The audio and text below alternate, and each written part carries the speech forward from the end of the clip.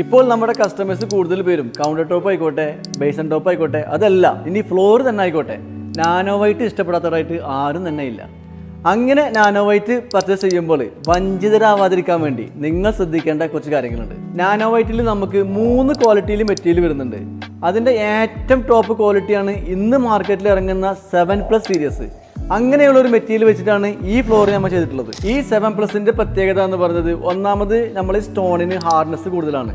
രണ്ടാമത് വന്നിട്ട് നമുക്കിതിൽ സ്റ്റൈനർ ഒട്ടും പിടിക്കില്ല. മൂന്നാമത് എന്ന് പറഞ്ഞാൽ ഗ്ലാസിൻ്റെ കണ്ടൻറ്റ് വളരെ കുറവാണ്. ഈ ഗ്ലാസിൻ്റെ കണ്ടൻറ്റ് കുറവായത് കൊണ്ട് തന്നെയാണ് നമ്മൾ ഈ പീസ് കട്ട് ചെയ്യുമ്പോൾ ഇതിൻ്റെ ജോയിൻറ്റ് വളരെ പെർഫെക്ഷനായിട്ട് കിട്ടും. നമുക്ക് ഒരു ചതറിച്ച ഇല്ലാതെ വളരെ പെർഫെക്ഷനായിട്ട് നമുക്ക് ഇത് ലേ ചെയ്യാൻ സാധിക്കും. ഇവിടെ നമ്മുടെ ക്ലയൻറ്റിൻ്റെ ആവശ്യപ്രകാരം ഒരു 4 mm സ്പേസർ ഇട്ടിട്ട് നമ്മൾ അപ്പോക്സിയിലാണ് ലേ ചെയ്തിട്ടുള്ളത്. ഇത് നമുക്ക് ഇങ്ങനെ ലേ ചെയ്യാം. ഇത് അതില്ല, നേരെ ഓപ്പോസിറ്റ് നമുക്ക് ജോയിൻറ്റ് ഫ്രീ ആയിട്ടും ഇത് ലേ ചെയ്യാൻ സാധിക്കും. നാനോ വൈറ്റുമായിട്ട് നിങ്ങൾക്ക് എന്തെങ്കിലും സംശയങ്ങളുണ്ടെങ്കിൽ, അതല്ല നിങ്ങളെ ഫ്ലോറിങ്ങിൽ എന്ത് മെറ്റീരിയലാണ് യൂസ് ചെയ്യുന്നത്, അതിനെ എന്തിനെ കുറിച്ചിട്ടും നിങ്ങൾക്ക് എന്ത് ഡൗട്ട് ഉണ്ടെങ്കിലും നിങ്ങൾ ഓണിക്സുമായി കോൺടാക്ട് ചെയ്യുക. നിങ്ങളുടെ എല്ലാ സംശയങ്ങളും ഞങ്ങൾ പരിഹരിച്ചു തരും.